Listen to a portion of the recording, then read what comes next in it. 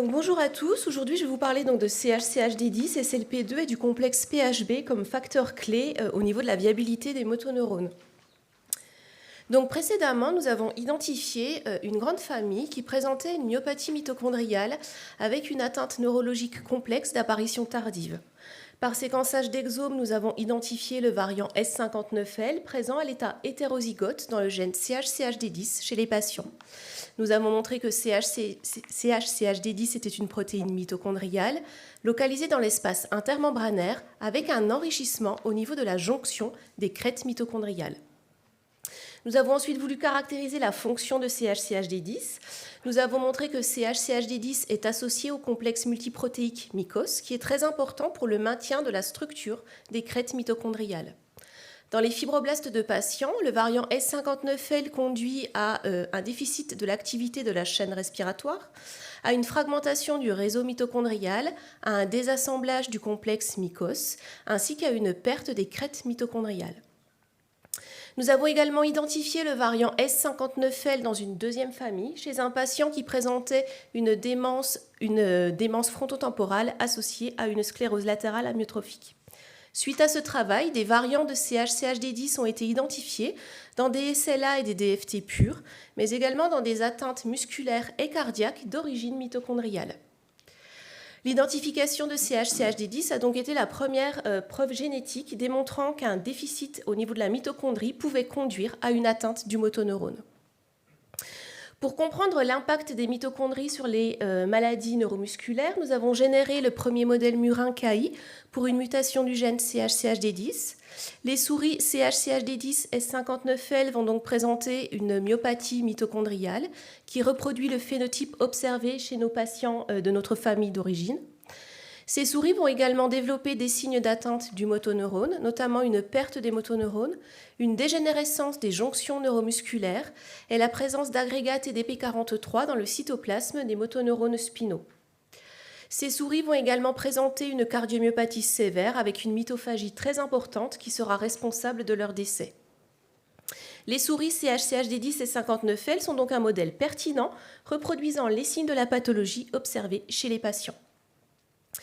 La suite du projet a eu pour but d'identifier les rôles de CH-CHD10 ainsi que les voies moléculaires qui conduisaient à la mort des motoneurones. Pour comprendre l'impact du variant S59L, le rôle, la fonction de CH-CHD10, il était intéressant de connaître les partenaires protéiques. Parmi les partenaires protéiques que nous avons identifiés, nous nous sommes intéressés à la stomatine-like protein 2, ou SLP2, qui est une protéine de la membrane interne mitochondriale. Nous avons montré l'interaction entre CH-CHD10 et SLP2 par coimmunoprécipitation dans des cellules LA exprimant CH-CHD10 wild-type et CH-CHD10 muté, ainsi que dans des fibroblastes humains primaires chez les patients, chez des contrôles et chez des patients exprimant le variant S59L. L'une des fonctions biologiques de SLP2 qui est ici en vert va être de stabiliser le complexe formé par les prohibitines, qui est donc un complexe mitochondrial formé par les prohibitines PHB1 et PHB2. Pour analyser la stabilité, pour voir l'impact du variant S59L sur le complexe PHB, nous avons observé en BN-PAGE une déstabilisation du complexe PHB, comme vous pouvez le voir ici dans les fibroblastes de patients exprimant le variant S59L par rapport aux fibroblastes contrôle. En Western blot, nous avons également montré que la déstabilisation du complexe PHB n'est pas secondaire à une protéolyse de PHB1 et ou PHB2.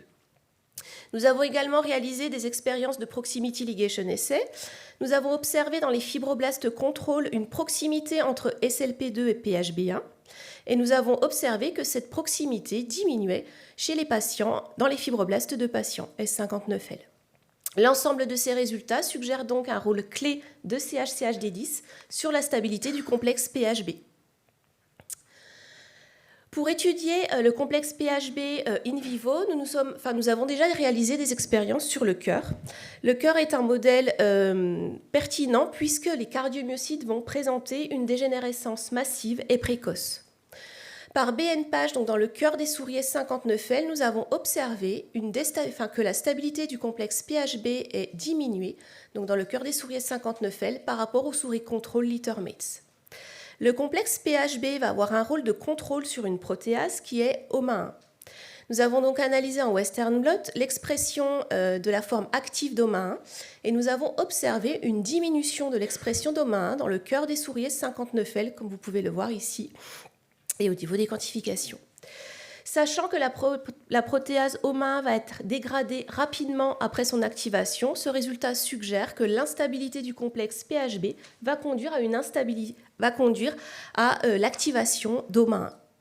OMA1 va avoir un rôle de clivage protéolytique au niveau de la protéine OPA1. En fait, les formes longues OPA1 ou LOPA1 vont être clivées en forme courte ou SOPA1. En Western blot, nous avons également observé une diminution des formes longues OPA1 chez les souris S59L. L'équilibre stoichiométrique entre les différentes isoformes d'OPA1 est très importante, notamment au niveau de la maintenance des crêtes mitochondriales et du réseau mitochondrial, de la dynamique du réseau mitochondrial, donc qui sont tous les deux impactés en présence du variant S59L, mais également au niveau du processus apoptotique. Nous avons donc réalisé un marquage tunnel, donc au stade final de la pathologie, dans le cœur donc, des souris S59L, et nous avons observé une augmentation du nombre de cellules apoptotiques chez les souris S59L. Donc l'ensemble de ces résultats montre donc que l'instabilité du complexe PHB participe à l'activation de la cascade OMA1-OPA1. Nous avons également analysé l'expression de SLP2 qui est ici en rouge et de PHB2 en vert, donc dans le cœur de souris contrôle et de souris S59L au stade final de la pathologie, et nous avons observé l'apparition de petits agrégats qui vont exprimer SLP2 et PHB2. Ces agrégats, SLP2, PHB2, sont également présents dès l'âge chez les souris chez l'âge de 3 mois. Par des expériences de filter trap, nous avons également observé une accumulation d'agrégats pour SLP2, PHB2 et CHCHD10 dans le cœur des souris S59L. L'un des marqueurs pathologiques de la SLA va être la formation d'agrégats protéiques, notamment dans les motoneurones en dégénérescence. Nous avons donc réalisé des immunomarquages pour SLP2 et PHB2 sur des coupes de moelle lombaires, donc chez des souris sauvages et chez des souris S59L au stade final de la pathologie. Chez les souris S59L, nous avons observé l'apparition de larges inclusions périnucléaires qui expriment à la fois SLP2 et PHB2. Ces larges inclusions vont également exprimer la vimentine, qui est un marqueur d'agrésome. Ces inclusions vont donc être présentes au stade final de la pathologie. Par contre, à un stade plus précoce, elles ne seront pas présentes. Nous avons ensuite réalisé un marquage tunnel que vous avez ici en vert, suivi d'un immunomarquage de SLP2 et de la vimentine. Et nous avons observé que tous les motoneurones qui vont présenter ces inclusions périnucléaires vont être des cellules en apoptose. Les agrégats protéiques ne vont pas être spécifiques aux motoneurones, mais on va pouvoir également en retrouver dans certaines zones du cerveau, comme par exemple l'hippocampe. Donc l'hippocampe va être composé du gyrus denté, qui est ici en bleu, ainsi que de la corne d'amont, qui est en rose. Donc nous avons également réalisé des immunomarquages pour SLP2 et PHB2, donc chez des souris sauvages et des souris S59L, au stade final de la pathologie. Et nous avons observé également, cette fois-ci, la présence de petits agrégats qui vont exprimer SLP2 et PHB2. Par contre, ces agrégats ne sont pas présents à 3 mois, que ce soit au niveau du gyrus denté ou au niveau de l'hippocampe. Un marquage tunnel a également été réalisé. Nous avons observé une augmentation du nombre de cellules apoptotiques chez les souris S59L dans le gyrus denté et dans la corne d'amont. Donc pour conclure, nous avons montré qu'en conditions physiologiques, CHCHD10 interagit avec SLP2 et participe à la stabilité du complexe des prohibitines, qui fait partie donc de la membrane interne mitochondriale. En conditions pathologiques, donc en présence du variant S59L, nous avons montré que SLP2 va former des agrégats pathologiques avec les prohibitines. On a également observé donc, une déstabilisation du complexe PHB qui va conduire à une activation de la protéase OMA1 et au clivage des formes longues d'OPA1, ce qui va conduire à la fragmentation du réseau mitochondrial, à une déstabilisation au niveau des crêtes mitochondriales, ainsi qu'à une mort par apoptose des motoneurones, donc dans la moelle épinière et dans l'hippocampe. La suite de ce travail va donc être d'investiguer si cette voie pathologique qui a été identifiée est spécifique de CHCHD10 ou pourrait être observée dans des ALS d'autres origines. Donc, en collaboration avec l'équipe de Luc Dupuis, nous avons réalisé des immunomarquages pour SLP2, PHB2 et la vimentine dans le modèle murin SOD1 G86R, donc chez des souris âgées de 24 mois. Nous n'avons pas observé la présence d'agrégats qui exprimaient SLP2, PHB2 et la vimentine. Par contre, chez les souris FUS delta NLS, nous avons observé la formation de ces larges inclusions périnucléaires qui vont donc exprimer SLP2, PHB2 ainsi que la vimentine. Donc bien que nous voulions réaliser des immunomarquages sur d'autres modèles murins d'ALS, et nous voulons également réaliser ce même genre d'expérience sur des coupes lombaires qui vont être issues de patients atteints de SLA.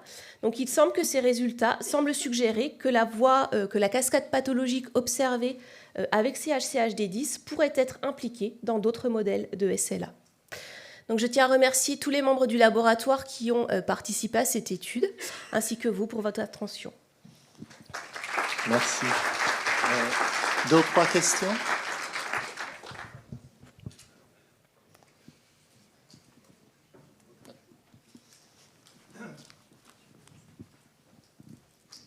Est-ce que l'atteinte des cardiomyocytes est obligatoire?